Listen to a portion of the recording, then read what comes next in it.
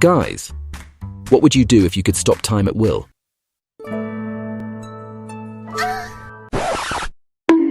Nope, we are not going there. In exchange for the power, you will only have 3 days to live. In another universe, a boy is dealing with a said dilemma. In his hands is a pair of white panties with a bear printing in the middle, emitting an aura of innocence and purity. A boy is lying on a bed, carefully observing the Holy Grail in front of him. He is thoroughly impressed by how there is also bear print branded underwear, even in a medieval fantasy world. Wait, do we have another isekai here? The MC is enclosed in a cell with a girl next to him. Apparently, this panty belongs to her. She has been pleading non-stop to have them returned. Bruh. The age of consent is 18 years old. The girl tries her best to cover her insecurities, but she can't help but be curious as to how the MC is able to take off her kawaii bear without her noticing. To such allegations, the Chad only has one thing to say. The next moment, the little girl's precious belongings are back again. However, she has no time to appreciate the sense of security because she has noticed something much more intriguing: the cell's keys. Our boy claims he kindly borrowed them from the guards when he was first brought to prison. He stopped time to take the keys, ran all the way to the city, made a duplicate key at the weapon shop, then most importantly, as any good boy does, checked the panties of the saleswoman. The whole process took him 2 hours to complete during time stop. It is up to you to figure out if he spent the 2 hours on panties or the entire trip. On the way back, the good boy just so happens to see some random fruits lying around on fruit stands and decided to take a few. Finally, before anyone noticed, he returned the original keys to the guard before unpausing the time flow. Of course, he did not forget to return the panties to their rightful owner. Hearing the whole story, the girl raises another question. Why would a capable man like the MC be in a prison? If he wanted, any jail in the world is but a joke to him. Realizing they have yet to introduce themselves, Niinya starts her introduction. She is a self-proclaimed big-time thief. On the other hand, the MC is named Kuzuno Sekai, a person who was isekaied yesterday. For an average Japanese, isekai is a well-known process, but for locals in the world who is not familiar with the process, Kuzuno must say he comes from a foreign country. Having too much time on his hand, the MC decides to recall how he came to be in this world. Yes, sir. It was indeed not Truck-kun this time. It was Twitter. The boy is cancelled so hard by keyboard warriors he got beaten to an isekai. When he regained consciousness, he reconned around town to better observe his situation. Remember guys, this is medieval town, meaning that Kuzuno constantly has to deal with the smell of human waste and horse doo-doo. One breath brings him straight back to the midsummer of the New York City. Luckily, the MC did not arrive with absolutely nothing. With him is a very retro controller, and by finishing his recon, he was able to confirm that no ill-intentioned random Japanese businessman put him in a reality TV show. He is truly in a game's world. Soon, he began messing around with the controller, but nothing seemed to have happened. Or so he thought. When Kuzuno raised his head, he sees physics so perplexing that Newton would isekai himself just to beat MC's ass. It seems like everything has frozen except for our boy. The culprit is the pause button on the controller. It seems to defy time and space. Those who are in the research field know without multiple trials we cannot come to a conclusion. Now MC just needs a way to verify his findings. He then proceeded to check out all the in town. He checks, and checks, and checks again. Like a devoted researcher to his craft, he continues the research until all the hot singles in his area are accounted for. An animal lover such as Kuzuno finds nothing but fun in this world. He was practically ascending from happiness. Lying on the ground, the boy reflects on his power. If he possessed such ability, he would effectively be the strongest being in the world, just like some random blonde Italian guy before he was countered by someone else with similar ability. Another upside of this ability is the MC no longer had to worry about money, as he could easily borrow some from a bad guy anytime he wished. The next day, Kuzuno woke up. He saw a countdown timer in front of his field of vision. It appears to be some type of time limit display. The amount of time roughly translates to a bit more than 2 days. Gamer's instinct tells our boy that if he does not complete an objective before the timer reaches 0, something terrible will take place. In other words, by sleeping the entire night without pausing the time flow, he has wasted a significant chunk of time. He has yet to figure out what to do or what his goal is, since there is no tutorial. Too bad our boy dropped into a game inspired by Soul series. If he dropped into any Ubisoft-made games, there would be a huge quest marker anywhere he goes. For the time being, the MC can only assume he will be forcefully uninstalled by the devs when the timer reaches 0. However, there is no sure way to confirm his suspicion. It is worth mentioning that the timer does not go down when he pauses the time flow. So, in a sense, Kuzuno has infinite time on his hands. With the timer paused, he walks around town gathering all the information he can. Magically, all the texts in this world will be translated into Japanese when he stares hard enough at them. Pervert-kun deduces that the clear condition should be in the city.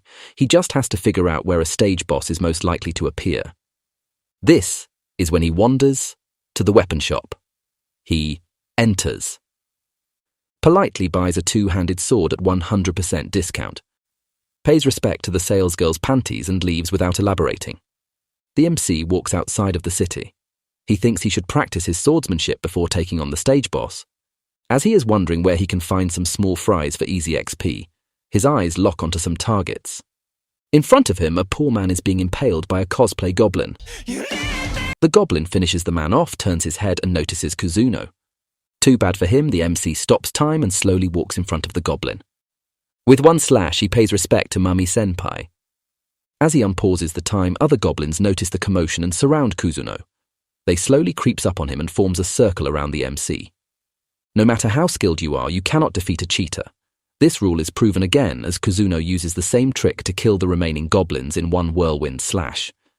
He concludes that light exercise should be sufficient training and leaves. That was the conclusion of the backstory. Kuzuno arrives at the cell hoping to defeat the stage boss.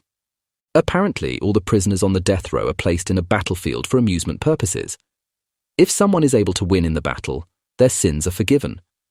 That said, there has not been a single death row survivor. Kuzuno thinks whoever that formidable foe is in the arena should be the stage boss. Remember the traveller earlier that was impaled by goblins?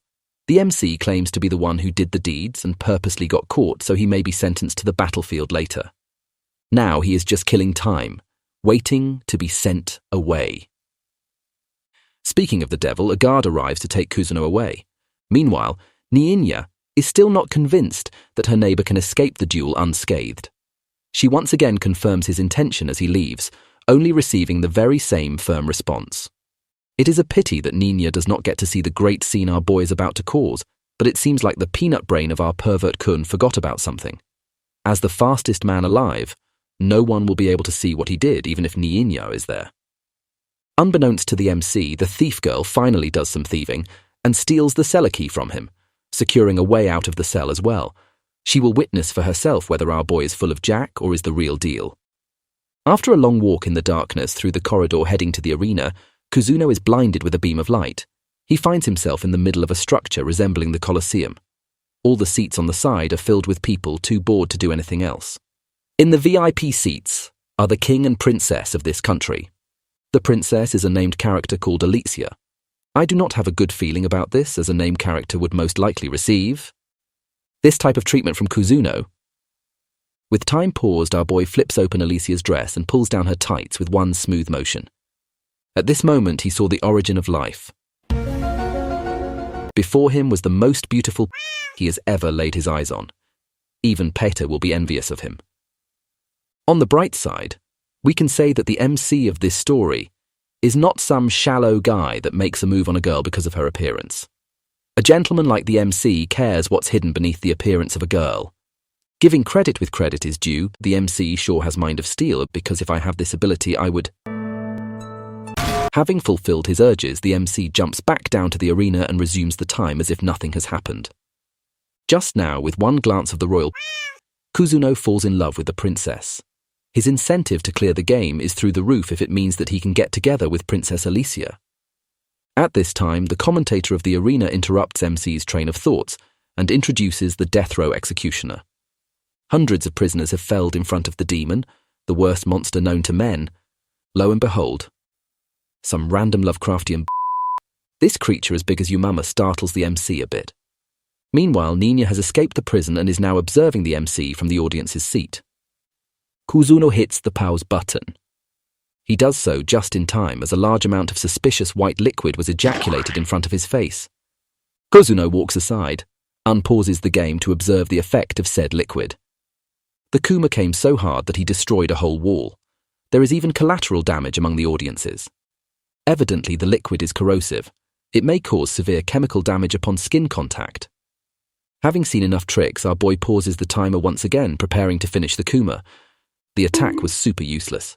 MC's sword snaps in half upon impact, almost cutting off his precious ahoge.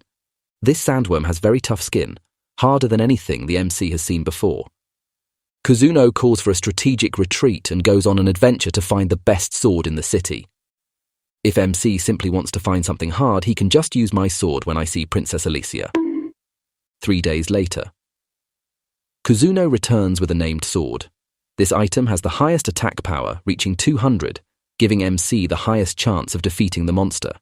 And of course, he has kindly borrowed it from a local swordmaster.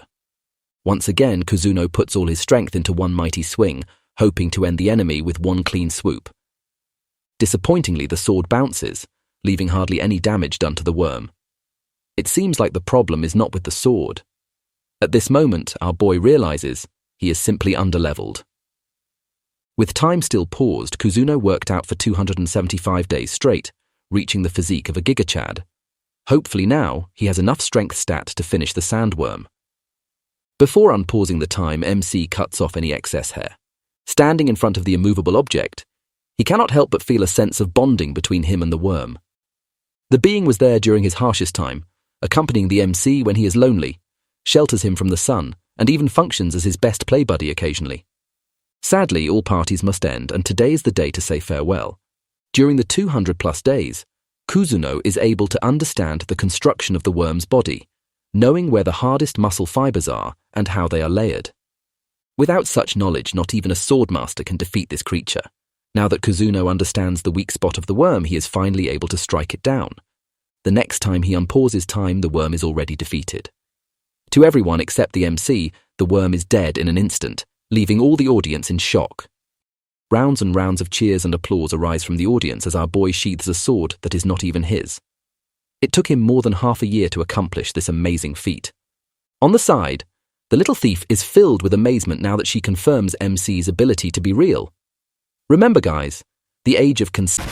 And of course, with the sandworm's defeat, MC has now cleared his name as a prisoner, and is officially granted the title of the hero. With Kuzuno's strength on their side, defeating the King of Darkness is no longer an impossible feat.